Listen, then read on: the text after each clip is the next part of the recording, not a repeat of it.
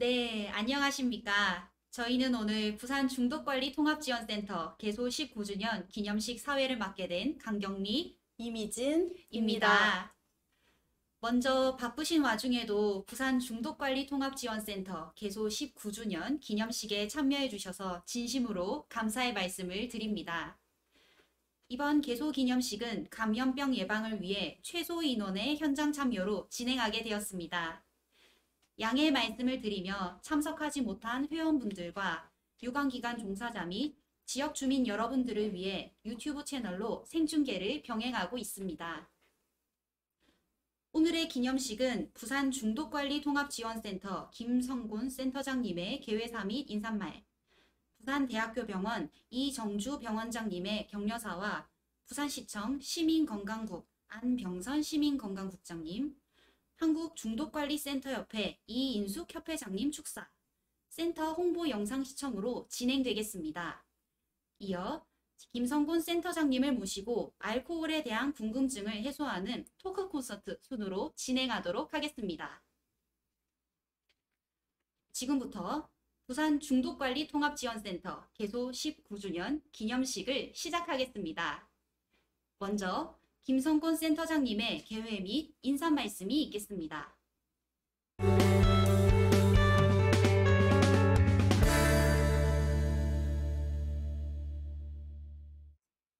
네, 반갑습니다, 여러분.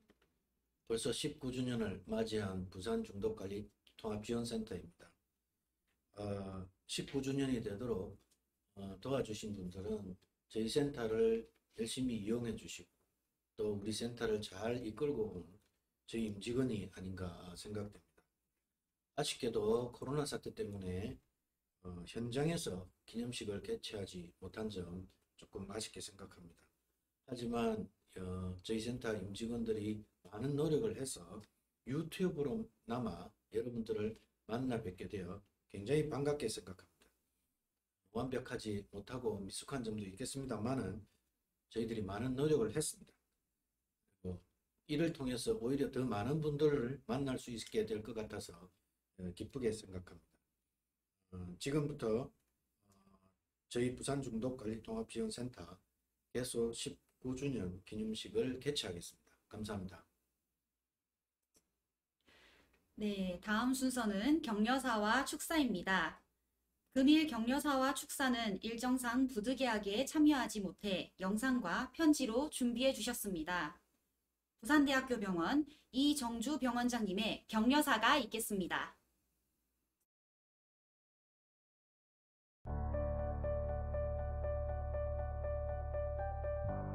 반갑습니다. 부산대학교 병원장 이정주입니다. 먼저 부산중독관리통합지원센터 개소 19주년을 진심으로 축하드리며 귀한 시간을 내어 개소 19주년 기념식을 축하하기 위해 함께해 주신 모든 분들께 이 자리를 빌어 감사와 격려의 말씀을 드립니다.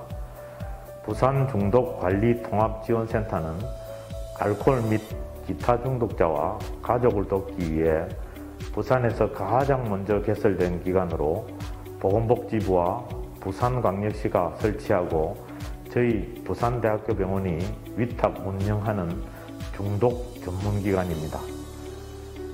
최근에는 코로나 장기화로 인하여 우리 사회의 정신건강에 대한 관심과 수요가 매우 높아지고 있어 부산 중독관리통합지원센터의 역할에 대한 중요성이 한층 더 강조되고 있습니다.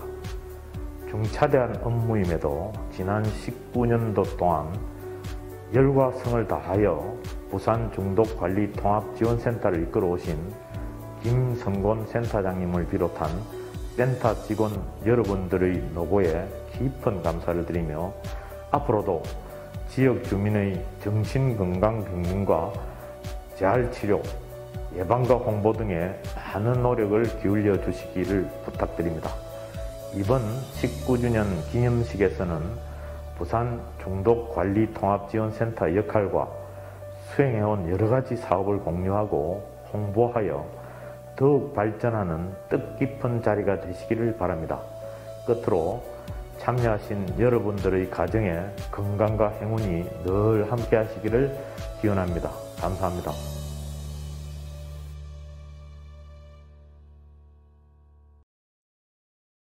네, 이어서 부산시청 시민건강국 안병선 시민건강국장님의 축사가 있겠습니다. 안병선 시민건강국장님 축사는 제가 대신 대독하도록 하겠습니다. 부산시 시민건강국장 안병선입니다. 부산 중독관리 통합지원센터 개소 19주년을 부산 시민과 함께 축하드립니다. 오늘 부산 중독관리통합지원센터 19주년이 오기까지 발전과 노력을 아끼지 않으신 부산대학교 병원장님을 비롯한 관계자님, 특히 김성곤 센터장님께 깊은 감사를 드립니다. 중독은 개인의 삶과 공동체를 파괴하는 무서운 질환입니다. 부산 중독관리통합지원센터를 중심으로 지역사회 알코올, 마약, 도박, 인터넷 등 4대 중독 유관기관과 유기적 협력을 통해 해결을 도모하고 있습니다. 정부와 우리 시는 지역사회 알코올 중독자에 대한 정신건강 서비스 이용률을 높이고 알코올 중독 치료 전문 병원 확대, 알코올 중독자 전문 정신재활시설 설치 지원, 청소년과 청년층, 고령 노년층 대상 의약품 오남용으로 인한 약물 중독 개선, 스마트폰 보급 증가 등으로 게임, 인터넷, 온라인 도박 등 디지털 기기 등 이용 장애 증가 대처에 중점을 두고 있습니다. 부산 중독관리통합지원센터를 비롯한 관련 기관, 중독관리 전문가, 시민들께서는 적극 협력하여 주시기 바랍니다. 오늘 기념 세미나가 지역사회 중독에 대한 보다 효과적인 해법을 모색하는 뜻깊은 자리가 되길 기대합니다. 코로나19 확산 예방에 시민들의 적극 참여에 대하여 감사드리며 모든 분들의 건강과 행운이 함께하길 기원합니다. 감사합니다.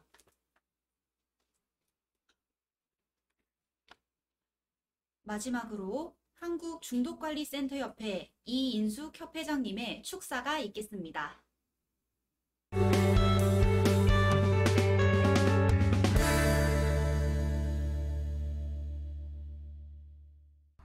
안녕하세요. 한국중독관리센터협회장 이인숙입니다. 부산시 중독관리통합지원센터 19주년 기념행사 축하드립니다. 중독관리통합지원센터는 2002년 개소해서 현재까지 우리나라 중독사업의 중추적인 역할을 해오고 있습니다. 다양한 선도적인 사업들을 많이 하는 것으로 알고 있는데요. 그 중에 3가지 정도만 제가 말씀드리도록 하겠습니다.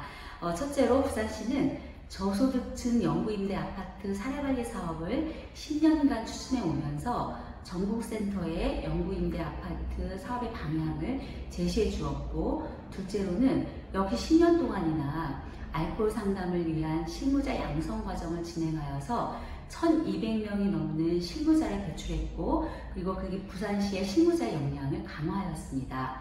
셋째로는 우리나라 최초로 국제중독의학회 학술대회를 유치하고 성공적으로 주도해서 부산을 빛내준 저력이 있는 센터입니다.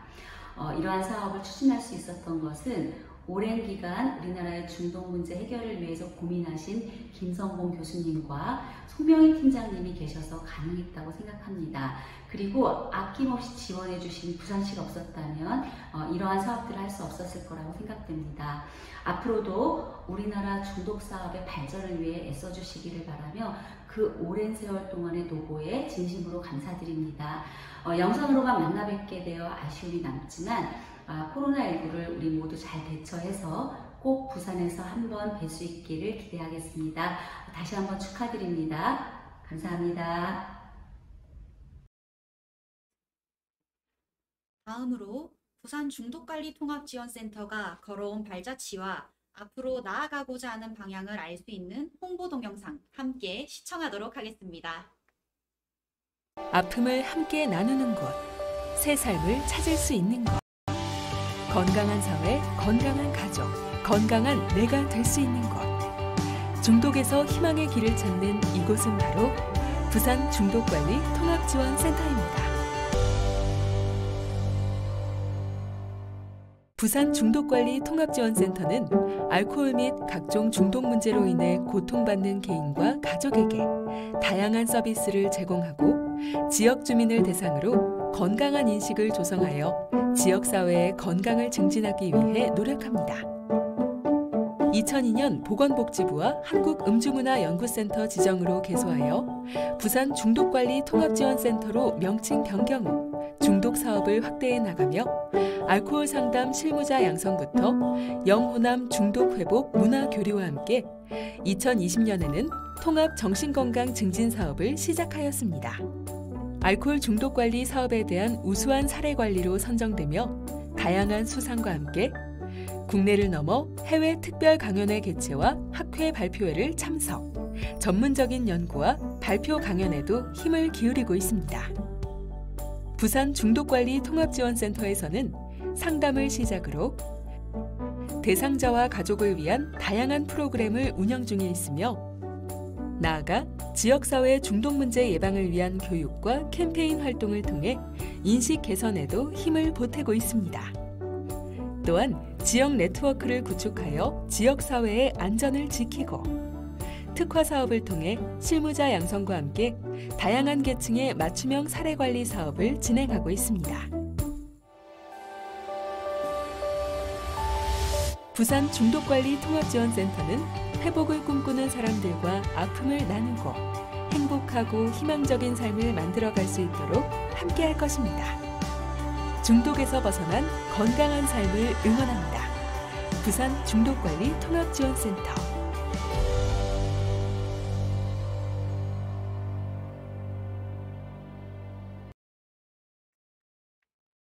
네, 영상 잘 보셨나요? 화면에 저도 잠시 나왔던 것 같은데요. 이렇게 영상으로 함께하니 본 센터가 어떤 뜻을 가지고 나아가는지 더 잘 알 것 같습니다. 오늘 제 뒤에 있는 배경도 보이시나요? 파란 배경으로 준비해 보았는데요. 파란색은 소통과 신뢰를 뜻하는 저희 센터의 상징입니다. 앞으로도 함께 소통하며 신뢰하는 센터로 더욱 거듭나도록 노력하겠습니다. 이제 1부의 순서가 모두 끝이 났습니다. 잠시 후 2부에서 본격적으로 토크 콘서트를 진행해 보도록 하겠습니다. 1분 영상 시청 후 만나요!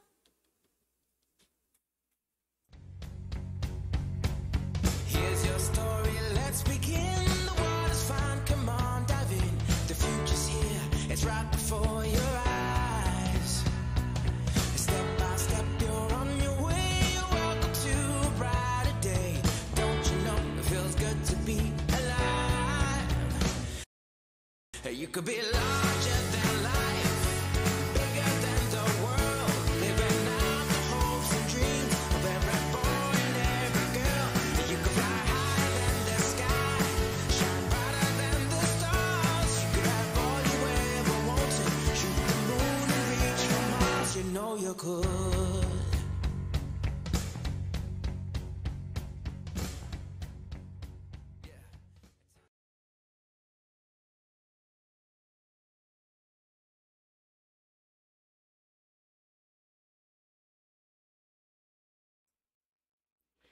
네, 지금부터 2부 토크 콘서트를 시작하겠습니다.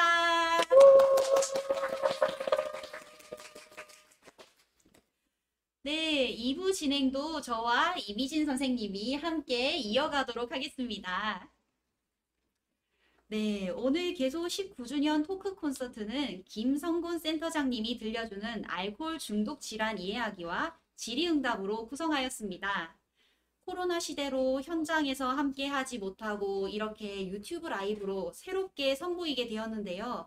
낯설기도 하지만 의미 있는 바가 또 굉장히 크다고 생각합니다.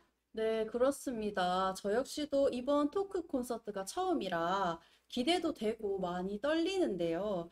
작은 실수가 발생하더라도 너그러이 양해 부탁드립니다. 자, 그럼 지금부터 2부 알코올 알면서도 알지 못한 것들 시작하도록 하겠습니다. 큰 박수와 함께 김성곤 센터장님 인사 나누도록 하겠습니다.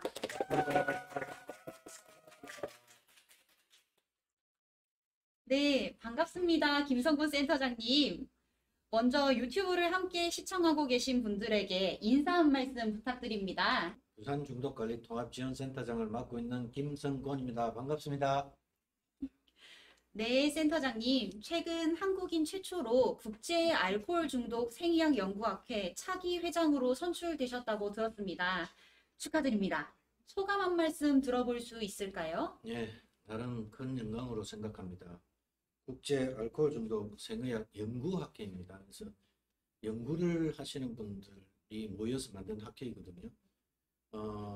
제가 이 내년 아마 9월부터 정식으로 이사장을 맡게 될 것 같습니다. 제 나름대로 굉장한 영광으로 생각을 하고 있습니다만은 국내적으로는 그 연구 학회인 이상 국내의 연구를 좀 더 활성화시키는 데 기여를 했으면 하는 바람도 있고요. 또 대외적으로는 한국이 그래도 연구 역량이 뛰어나다 하는 것을 좀 알리고 싶은 그런 역할도 하고 싶은 마음이 있습니다. 그래서 많은 분들이 좀 도와주시기를 부탁드리면서 개인적으로는 영광스럽게 생각합니다. 감사합니다. 네, 이렇게 오랜 기간 알코올 중독에 지속적으로 관심을 가지고 연구하시고 계신데요. 센터장님, 혹시 처음 알코올 상담센터를 운영하게 된 계기가 무엇인지 알고 싶습니다. 예, 그렇습니다. 제가 94년에 부산대 교수로 왔습니다. 부산대는 국립대죠. 그러니까 다른 대학과 좀 다른 역할을 해야 되지 않느냐 나름 생각을 했고요. 부산 대학도 그렇지만 부산대 병원도 국립대 병원이거든요. 그렇다면 좀 차별화하기 위해서는 국립대 나름대로 지역사회에 기여를 하여야 된다 하는 사명감을 좀 느꼈습니다. 그러다 보니 가장 좋은 기여는 제 전공을 통해서 지역사회에 도움을 주는 것이라고 생각을 했고요. 그때 마침 알코올 센터, 처음에는 알코올 상담센터가 시작되었죠. 제가 센터장을 맡아서 지역사회에 도움 주는 것이 가장 큰 기여를 할 수 있겠다. 그렇게 생각해서 아마 19년 전에 제가 센터장을 맡고 지금까지 이끌어 온 것 같습니다. 네, 그렇군요. 센터를 운영하게 된 계기도 정말 특별한 것 같습니다. 이렇게 애정과 관심을 가지고 운영해 오신 중독관리센터가 벌써 개소 19주년이 되었습니다. 감회가 어떠신가요? 맞습니다. 내년이면 벌써 20주년 되겠죠. 10년이면 강산도 변하는데 벌써 강산이 2번 변한 것 같습니다. 아쉬움도 점도 많겠습니다만은 처음 시작할 때 세 분의 그 직원과 함께 시작을 했고 지금은 16분과 함께 부산 지역을 위해서 특히 알코올 문제 또는 다른 중독을 위해서 일을 하고 있습니다. 책임감을 많이 느끼고 있고요. 부산에 또 이런 문제들이 많이 산재하고 있기 때문에 더욱더 열심히 해야 되지 않느냐 하는 생각도 하고 있습니다. 어쨌든 19주년을 맞이해서 굉장히 그 책임감과 함께 또 나름 잘 운영해왔다고 생각하기 때문에 기쁨도 아울러 있는 것 같습니다. 감사합니다. 네, 그럼 지금부터 본격적으로 토크 콘서트를 시작해 보도록 하겠습니다. 질의응답의 경우 센터를 이용하고 계시는 회원분들과 지역 주민들에게 알코올 중독에 대해 평소 알고 싶었던 질문들을 미리 SNS와 설문지를 통해 받아보았습니다. 네, 정말 많은 분들이 참여해 주셨는데요. 먼저 센터를 이용 중인 회원분들의 질문으로 시작해 보겠습니다. 자, 첫 번째 질문입니다. 네, 술을 마시고 다음날 도무지 기억이 나질 않습니다. 필름은 왜 끊길까요? 네, 정말 많은 분들이 한 번쯤은 필름이 끊긴 경험이 있었을 것 같습니다. 물론 저도 과거에 음주 후 부분적으로 기억이 나지 않았던 적이 있는데요. 센터장님, 왜 이런 일이 발생하게 되는 걸까요? 이런 일이 발생하면 일단 큰일 났습니다. 음주를 하시게 되면 알코올 자체가 그 모든 세포를 손상시키거든요. 그 중에 이제 저희들이 관심이 가는 것이 뇌신경입니다. 네, 점차적으로 뇌신경을 손상시키다 보니까 발생되는 건데요. 이 뇌신경 손상으로 인해서 여러 가지 문제들이 발생합니다. 하지만은 흔히 초기에 발생하는 것이 바로 필름 끊김 현상입니다. 여러분들께서 기존에 해오시던 생활, 즉 택시를 타고 집을 가거나 친구들과 대화는 잘 진행되고 있지만은 그렇게 했던 내용이나 택시를 타고 어떻게 집에 왔는가 하는 내용들은 신경 손상에 의해서 기억 중추에 저장이 되지 않습니다. 따라서 저장되지 않은 기억은 다음날 되살릴 수가 없겠죠. 그래서 필름이 끊겼다는 것은 과도한 음주로 인해서 신경이 손상되었다는 중요한 증거로 작용을 하게 되고 대개는 초기에 나타납니다. 따라서 이런 현상이 생긴다는 것은 알코올 중독의 입문한 거 아니냐 하는 의견도 많이 있습니다. 따라서 건강을 계속 유지하시고 뇌신경 손상을 진행하지 않게 하기 위해서는 절주나 금주가 권고된다. 그래서 필름 끊기시는 분들은 좀 주의를 하셔야 될 겁니다. 아, 네, 그렇군요. 바로 이런 현상 때문에 우리가 블랙아웃을 경험하게 되었던 거네요. 뇌 손상에 특히 치명적이니 앞으로 술을 마시더라도 건강 음주를 하면서 주의하도록 해야겠습니다. 네, 다음은 두 번째 질문으로 넘어가 보겠습니다. 네, 두 번째 질문 역시 음주 후 반응에 대한 질문이네요. 음주 후 손이 떨리고 어지럽고 머리가 아프면서 핏줄이 쪼여드는 느낌이 드는데 왜 그런지 알고 싶습니다. 라고 질문해 주셨습니다. 많은 분들이 음주 후 다음날 머리가 아프다고 하는데 왜 그런 현상이 벌어지는 걸까요? 그러니까 음주 직후에 이런 현상이 생기는 것과 음주 후 다음날 생기는 것은 좀 차이가 있습니다. 음주 후 다음날 생기는 것은 숙취 현상으로 생각되고요. 음주 직후에 생기는 것은 아마 알코올 대사 효소가 부족하셔서 아세트알데하이드가 체내에 축적되기 때문에 이런 현상이 생기는 것이 아닌가.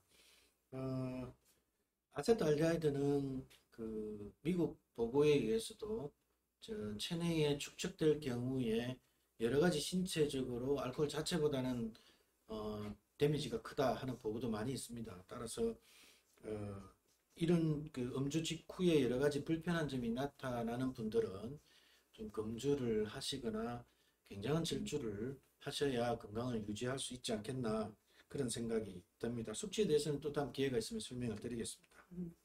네, 이런 이유 때문이었습니다. 자, 다음 질문입니다.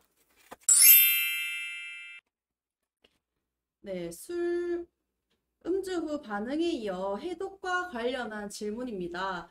술 마시면 해독이 언제 되는지 궁금하네요. 해독에도 성별 차이가 있는지요? 라고 질문해 주셨습니다. 답변 부탁드립니다. 좀 전에 말씀드렸듯이 해독되는 것도 결국은 술이 알코올 대사 효소에 의해서 결정이 되거든요. 따라서 성별의 차이라기보다는 알코올 대사 효소의 차이에 의해서 발생됩니다. 보통 알코올 대사에 의해서 대사되는 속도가 7 내지 15g, 1시간당 보통 그렇거든요. 그러면 보통 소주 한 병이 약 70g이 들어가 있다고 생각한다면 통상적으로 한 10시간 해독 시간이 걸리겠죠. 또는 5시간. 그러나 5시간 걸리는 분은 속도가 굉장히 빠른 분이기 때문에 통상 한 10시간 이내로 잡으셔야 될 겁니다. 소주 한 병 가지고요.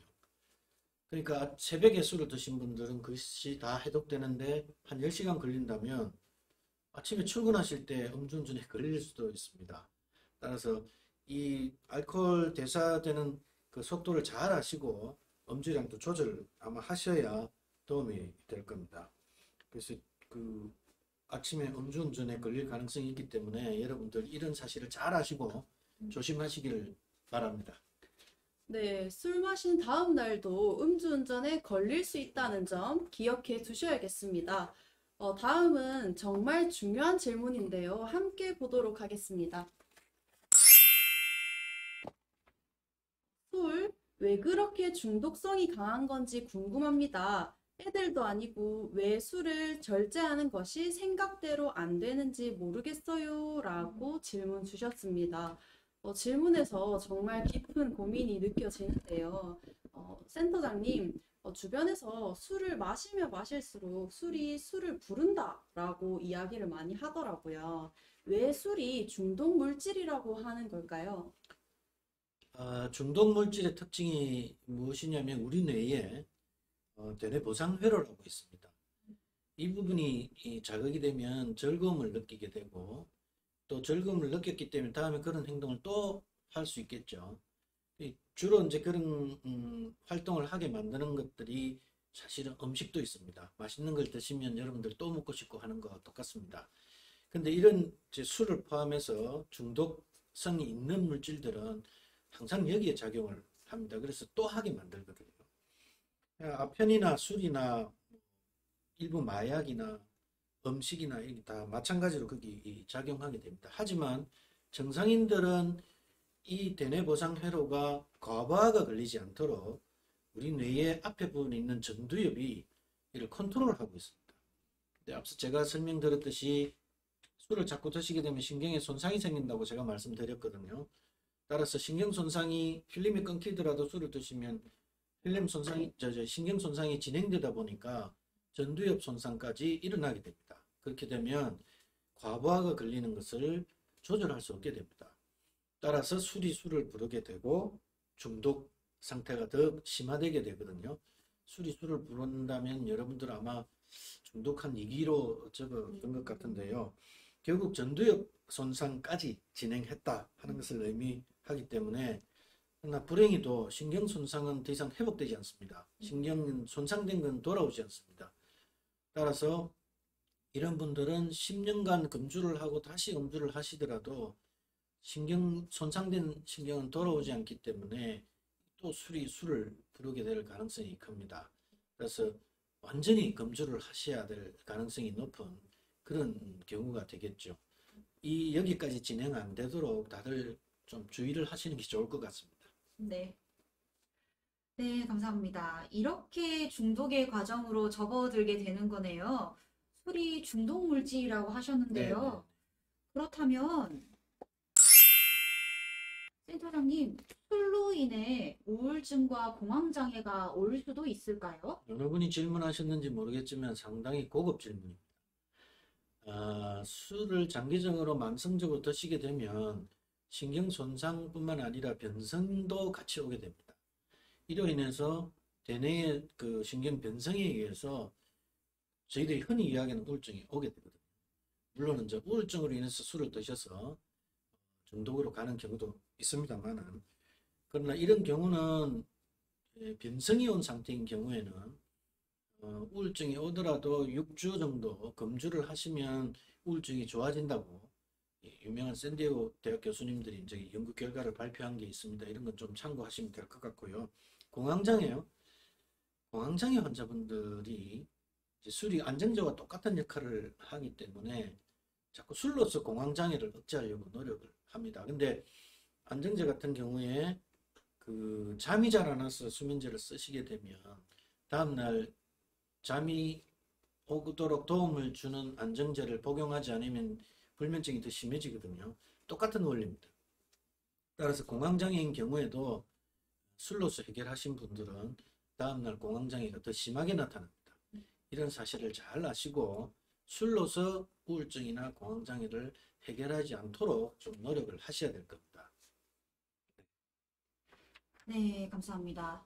확실히 알코올 중독과 우울증이 굉장히 밀접한 관련이 있네요. 그렇습니다. 네, 술을 마시는 자체가 뇌신경을 변화시켜 우울증이 오게 하고 공황장애 또한 더욱 악화시킬 수 있으니 치료 원칙이 금주부터 시작이겠어요. 맞습니다. 네, 좋은 답변 감사드립니다.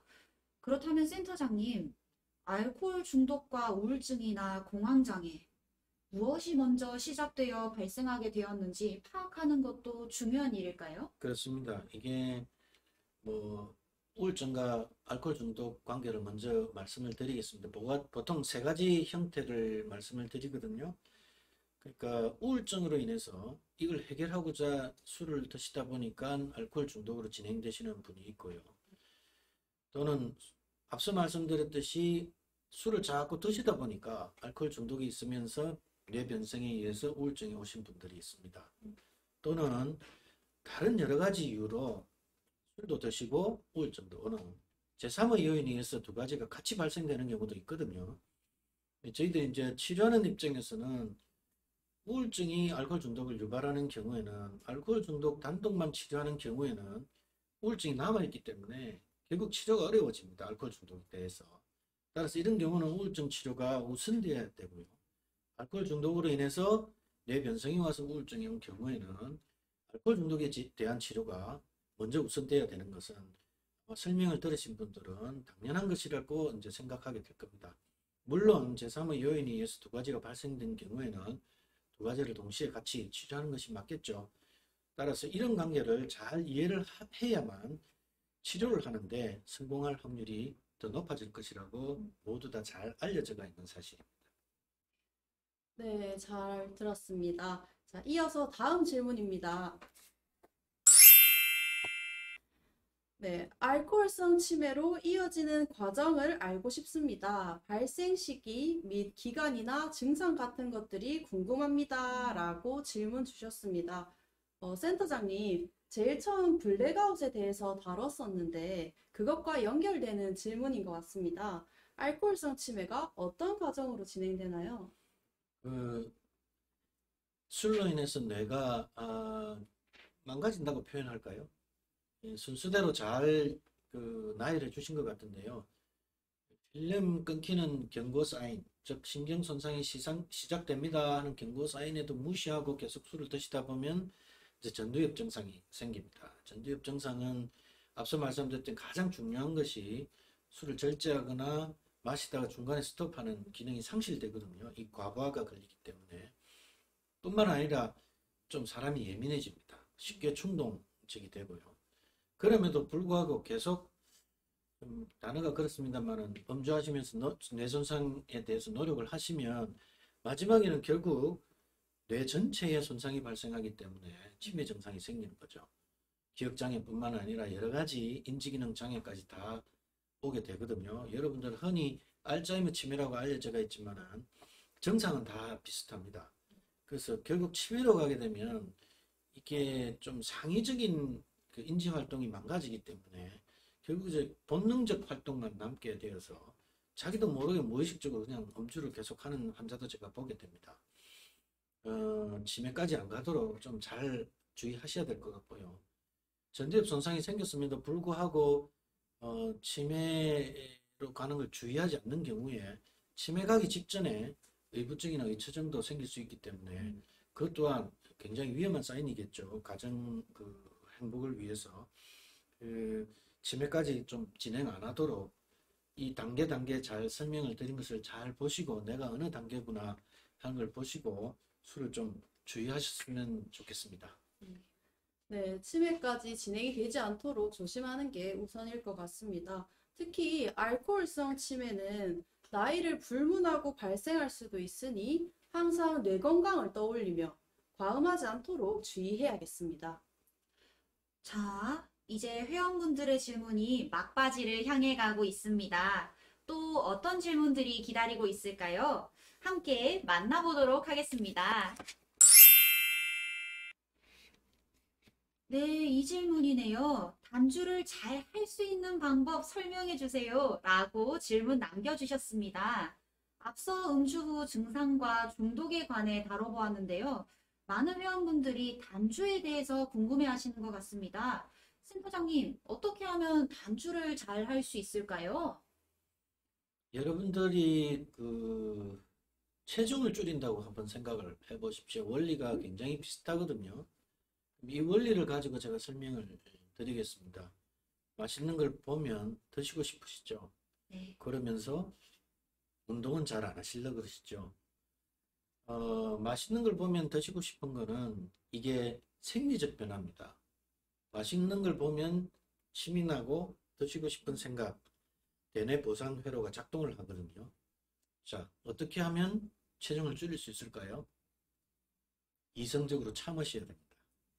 그리고 이성적으로 참는 것이 안 되면 이 생리적 반응에 대해서 여러 가지 대안을 세우셔야 됩니다. 예를 들어서 칼로리가 안 되는 걸 대신 드신다든지, 맛있는 걸 보는 장면을 피한다든지, 또는 맛있는 걸 먹으러 가자고 하시는 분들을 피하고 혼자서 열심히 운동을 한다든지 여러 가지 대안이 있습니다. 모르셔서 그러셨지 이제 센터에 오시면 그런 대안들을 많이 가르쳐 드리거든요. 이 술을 끊는 것도 마찬가지입니다. 단주를 하시고자 하는 것은 이 술 생각이 나거나 또는 안주를 봤을 때거나 또는 화가 날 때 술 생각이 나는 이런 여러 가지 원인들이 각자 개인마다 다 있거든요. 이 원인에 대해서 잘 파악을 하시고 잘 분석을 하시고 이 분석된 원인, 어느 것이 나한테 가장 중요한가 하는 부분에 대해서 이성적인 대책을 세우셔야 됩니다. 그게 이제 화가 나서 제가 음주를 하게 된다 이러면 화나는 것을 어떻게 대처할 것인가, 또는 한국 사람들 제일 많이 말씀하시는 것이 나도 모르게 술 생각이 난다. 그럼 나도 모르게 술 생각이 날 때 어떻게 대처할 것인가, 이런 것들이 여러분들 센터에 오시면 대처 리스트가 다 있습니다. 그래서 이성적으로 이거를 잘 극복할 수 있도록 본인 스스로 무기를 잘 만드셔야 됩니다. 꼭 성공하시기를 기원합니다. 네, 우리가 할 수 있는 모든 수단과 방법을 가리지 않고 최선을 다해 노력을 해야 되는군요. 맞습니다. 장기간의 경계태세와 노력이 또 필요한 만큼 전문가와 함께하는 점이 참 중요하다고 볼 수 있겠습니다. 그렇습니다. 네, 저희 중독관리통합지원센터에 많은 관심과 방문 부탁드립니다. 네, 이제 마지막 질문입니다. 네, 단주 2년 3개월 차입니다. 지금의 제가 단주에 있어 안정적인 시기인 것인지, 특별히 이 시기에 조심해야 할 점은 무엇인지 궁금합니다. 라고 질문 주셨습니다.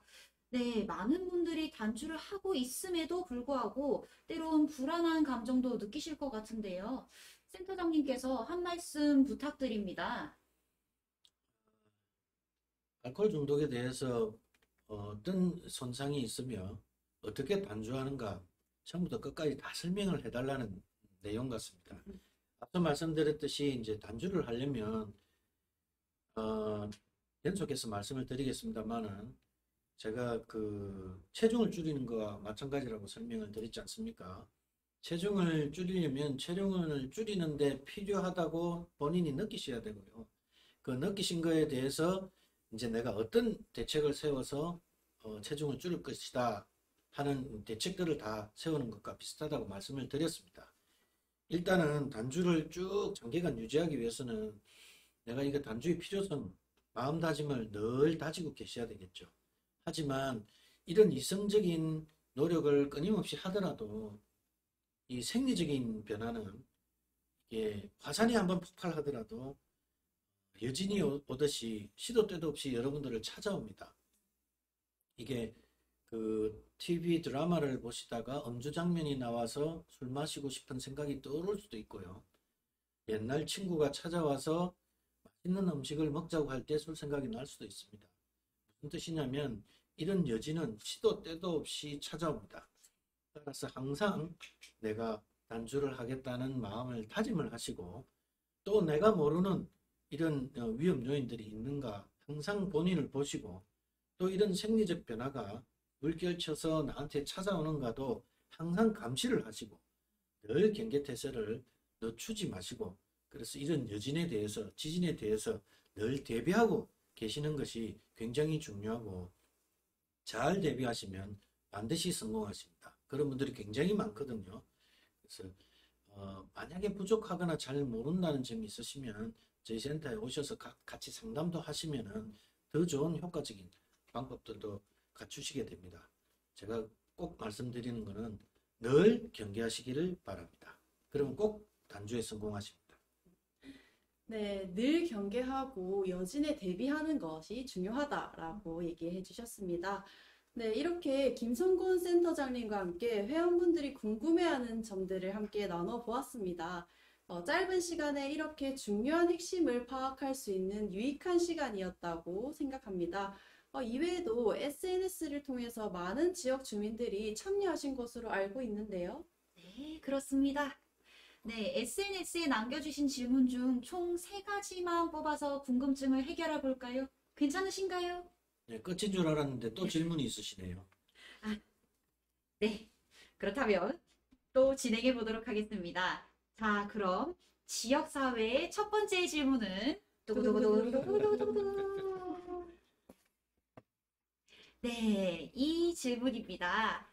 매일 한 병씩 소량으로 꾸준히 마시는 것과 가끔 포금을 하는 것 중 어떤 것이 나을지 궁금합니다.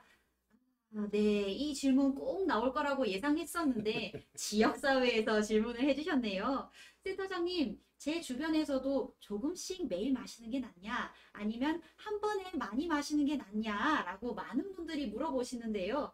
이 기회에 센터장님께서 확실하게 답변 부탁드립니다. 제가 수년간 학회를 다니면서 이 질문에 대해서 좀 종합을 해드리면 여러 가지 설이 있습니다만은 매일 조금씩 드시는 것은 간에 별로 좋지 않습니다. 간이 할 일이 매일 쌓이거든요.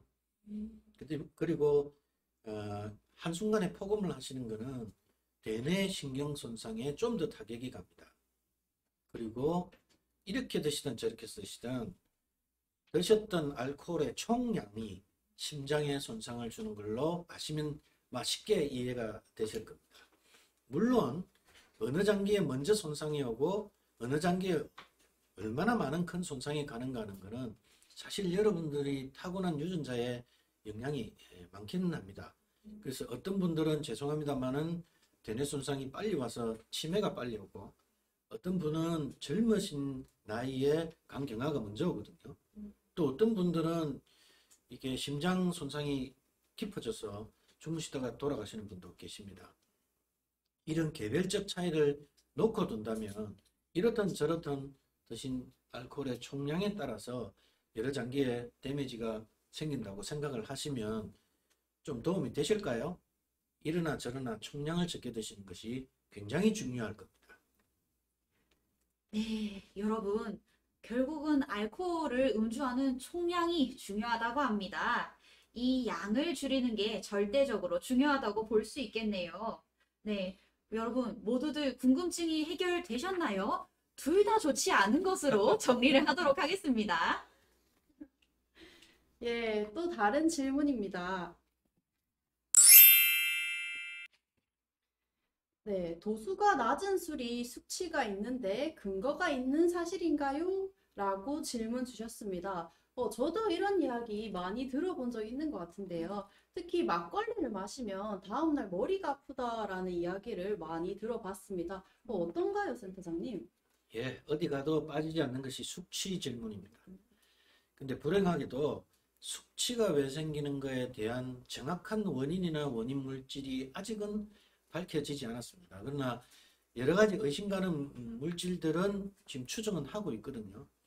그렇게 보신다면 알코올 자체보다는 이게 술에 들어가 있는 여러 가지 불순물이 숙취의 원인이라고 보고 있습니다. 그리고 알코올 대사에 의해서 덜 대사되는 아세트알데히드, 이것도 숙취의 원인이라고 보고 있는 경향도 있거든요.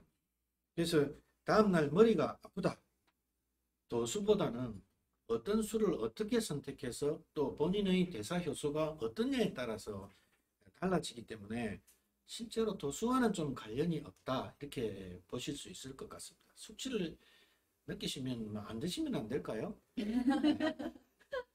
예, 도수보다는 그 술에 함유된 물질과 본인의 대사 과정에 따라 결정된다는 점, 잘 기억하시기 바랍니다. 이제 정말 마지막 질문만을 남겨두고 있는데요. 마지막 질문입니다. 네, 잠이 오지 않는 경우 술을 마시는 사람이 종종 있는데 술이 정말 숙면에 도움이 될까요? 라고 질문 주셨습니다. 답변하시기에 앞서 센터장님, 요즘 특히 혼술 문화가 유행하고 있습니다. 젊은 층을 비롯해서 많은 분들이 자기 전에 맥주 한 캔을 드시고 주무시는 분들이 많은데요. 저 역시도 SNS를 통해서 그런 분들을 많이 볼 수 있었습니다.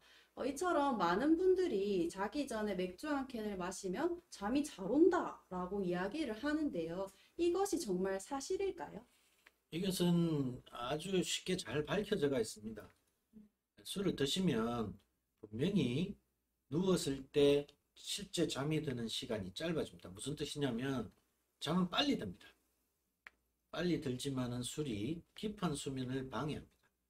여러분들 혹시 좀 술을 많이 드신 날 다음 새벽에 일찍 깨거나 깊이 못 자는 걸 경험하신 분들 많으실 겁니다.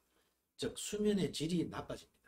이 깊이 못 자게 되고 자꾸 깨게 되고 꿈이 많아지게 되고 그다음 일찍 일어나게 됩니다. 그래서 알코올은 잠을 빨리 들게는 하지만은 수면의 질은 좋지 않다. 따라서 맥주 한 캔으로 계속 물론 뭐 나는 이게 하니까 편하더라, 좀 도움이 되더라. 그러나 앞서 말씀드렸듯이 술이 안정제와 비슷하거든요. 그러면 시간이 지나면 중독 현상이 생기겠죠. 중독 현상이 생긴다는 것은 글쎄요, 술로 인해서 수면에 대해 얻을 수 있는 이점이 빨리 드는 건데 맥주 한 캔으로 빨리 드시지만은 시간이 지나면 두 캔, 세 캔이 필요하게 됩니다. 제 전공이 알코올 중독인데요. 제 환자가 될 가능성이 많아지겠죠. 그래서 미리 조심하시는 것이 주의하셔야 될 거고, 잠이 잘 들지 않으면은 의사분과 상의를 하시든지 아니면 일반적으로 알려져가 있는 다른 노력들이 많이 있습니다. 술보다는. 그래서 술보다 좀 더 건강한 방법을 선택하시는 것이 본인의 미래를 위해서도 또 저한테 안 오기 위해서 더 도움이 되지 않을까 생각합니다. 예. 네, 오히려 술이 깊은 수면에 방해가 된다는 점, 그리고 중독에까지 이를 수 있다는 점, 다들 아시겠나요? 네, 모두 잘 이해하셨을 것 같습니다. 자, 이렇게 오늘 준비한 모든 질문들이 끝났습니다.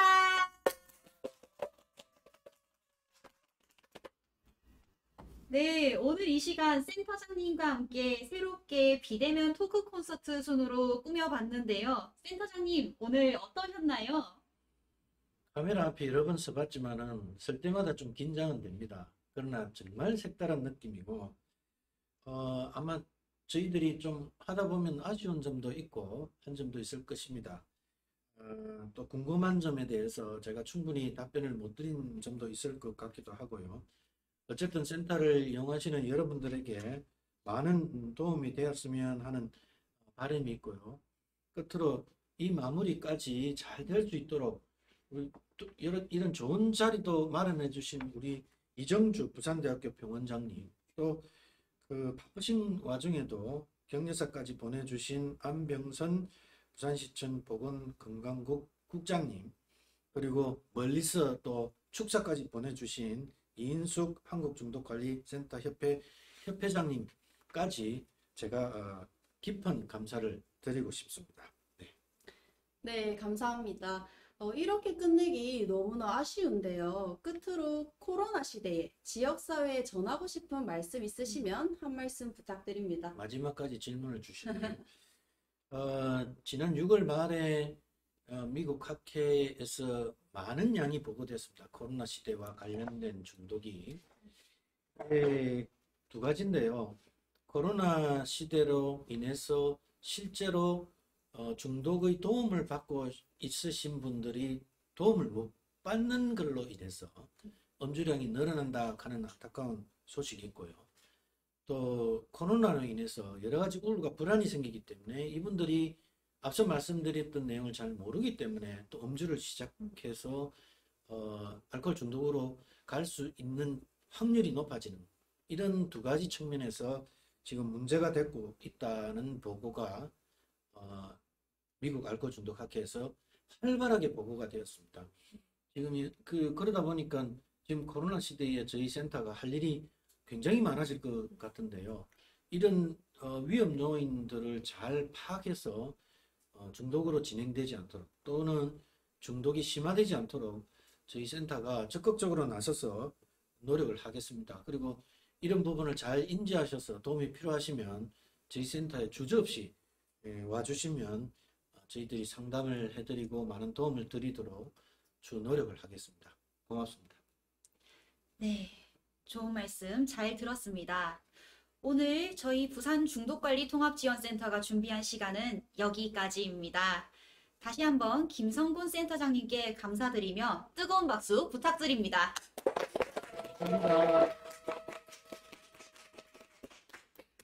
네, 여러분들은 어떠셨나요? 오늘 비대면 토크 콘서트 유익한 시간이었나요? 진행이 처음이라 작은 실수가 있었더라도 양해의 말씀 부탁드립니다. 내년에는 현장에서 꼭 함께 참석할 수 있었으면 좋겠습니다. 이것으로 부산 중독관리통합지원센터 개소 19주년 기념식을 마치도록 하겠습니다. 오늘 유튜브 라이브 함께 해주신 센터 회원, 중독센터, 유관기관 실무자분들, 그리고 지역 주민들께 진심으로 감사드립니다. 참고로 라이브 방송이 종료된 후 발송된 문자 링크를 통해 평가서를 제출해 주시면 감사드리겠습니다.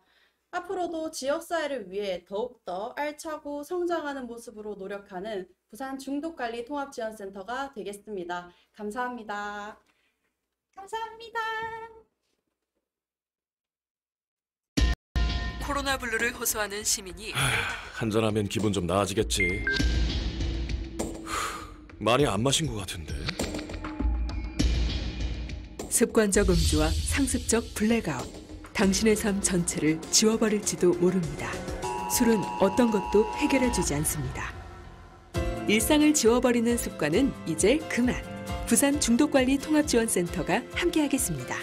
건강한 일상 다시 찾을 수 있습니다.